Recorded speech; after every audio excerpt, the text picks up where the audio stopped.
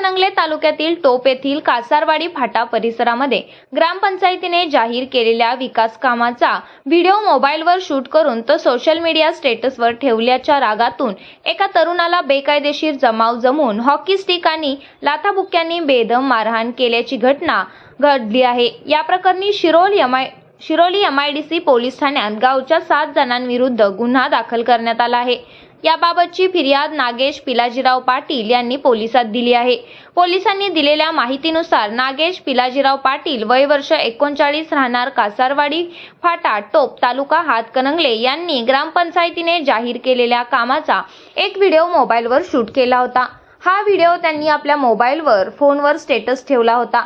मात्र हा व्हिडिओ स्टेटसवर का ठेवला याचा तीव्र राग मनात धरून आरोपी धनाजी बाबूराव पाटील, भगवान शंकर भोसले, विजय आनंदा भोसले, सुनील बाबासो काटकर, सुरेश विठ्ठल भोसले, युवराज देसाई कवठेकर, सागर पांडुरंग पाटील सर्व राहणार भोसलेखटी टोप तालुका हातकणंगले जिल्हा कोल्हापूर यांनी बेकायदेशीर जमाव जमवून आज दुपारी 2:30 सुमारास फिर्यादी नागेश पाटील हे कासारवाडी फाटा येथील आपल्या राहत्या घरासमोर उभे असताना आरोपींनी संगनमत करून त्यांना गाठले। तू व्हिडिओ स्टेटसवर का ठेवलास असे म्हणत आरोपींनी नागेश पाटील याला लाथाबुक्क्यांनी मारहाण करण्यास सुरू केली। यामध्ये आरोपी धनाजी बाबूराव पाटील, सागर पांडुरंग पाटील यांनी आपल्या हातातील हॉकी स्टिकने नागेश पाटील यांच्या उजव्या पायावर व हातावर जबर मारहाण केली। या हल्ल्यात पाटील जखमी झाले असून त्यांच्यावर उपचार करण्यात आले आहेत। आरोपींनी त्यांना जीवे ठार मारण्याची धमकी दिली।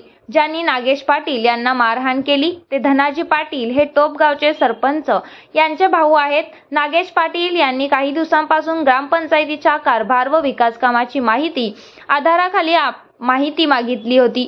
जी कामे ग्रामपंचायतीने केली नाहीत ती ग्रामपंचायतीने केला असल्याचा खुलासा होता, पण ती कामेच पूर्ण नसताना त्यांनी निधी गेला कुठे याबाबत माहिती मागितली होती। याचा राग मनात धरून हा वाद आज दुपारी झाला असल्याचे नागेश पाटील यांनी सांगितले।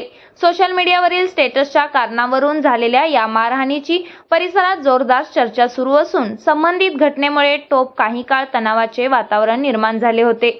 मराठी यस न्यूज साठी शिरोलीहून कुबेर हंकारे।